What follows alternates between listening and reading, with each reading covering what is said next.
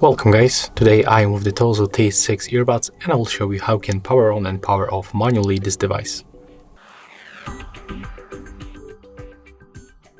So first of all, you have to grab them like that and use this touch control panels. You have to click and hold until you will hear the notification sound in the earbud.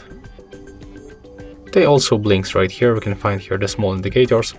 When they blinks on the blue, it means that the device is connected. As you can see, here we are. To turn them off, just click and hold and take a look on the indicator.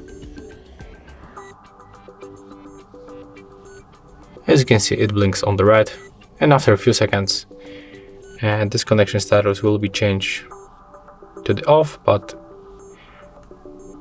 I guess we have to click and hold also the left one. Okay, and right now they are turned on. So one more time, to power on and power off manually, you have to click right here on this touch control panel. So that's all for this video. If you find it helpful, remember to leave a like, comment and subscribe.